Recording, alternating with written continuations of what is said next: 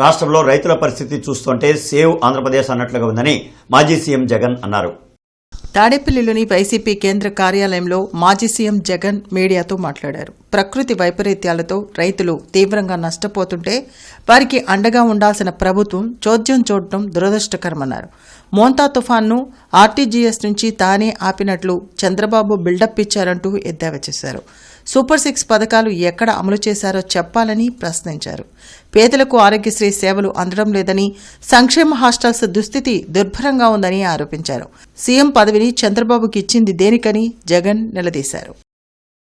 అసలు ఆ మోంతా తుఫాను వచ్చినప్పుడు మీ అందరికీ కూడా అవగాహన ఉండే ఉంటుంది. ఏ రకంగా దానికి బిల్డప్ ఇచ్చారని అంటే, ఇక్కడ నుంచి చంద్రబాబు నాయుడు ఆర్టీజీఎస్, ఆయనతో పాటు ఆయన కొడుకు, ఆయన దత్తపుత్రుడు, ఏ రకంగా ముగ్గురు కలిసి వాళ్ళు ఇవ్వడము, దానికి తోడు వాళ్ళ ఎల్లో మీడియా ఏకంగా వీళ్ళే తుఫాను డైవర్ట్ చేసినట్టుగా.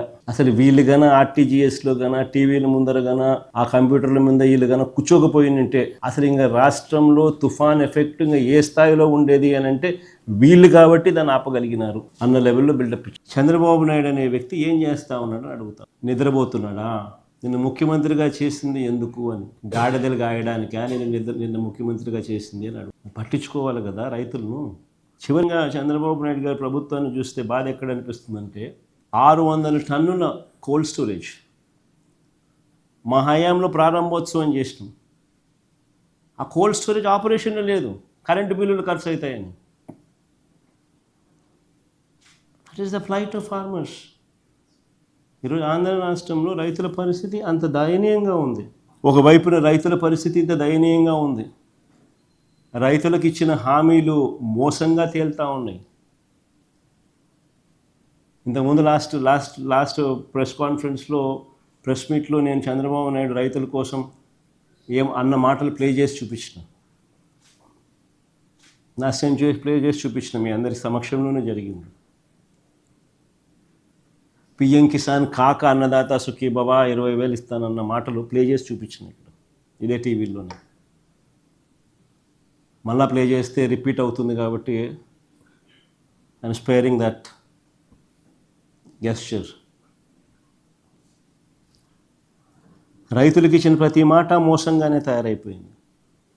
రైతుల బ్రతుకులు అగమ్య గోచరంగా తయారయ్యాయి. రైతులకు హక్కుగా ఉండాల్సిన ఇన్సూరెన్స్, ఉచిత పంటల బీమా పథకాన్ని రద్దు చేసినారు. ఇన్పుట్ సబ్సిడీ సమయానికే సీజన్ ముగిసేలోగా ఇచ్చే ఇన్పుట్ సబ్సిడీ దొరకకుండా పోయింది. ఆర్బీకేలు నిర్వీర్యం అయిపోయినాయి. ఈ క్రాప్ వ్యవస్థ తెరమరుగైపోయింది.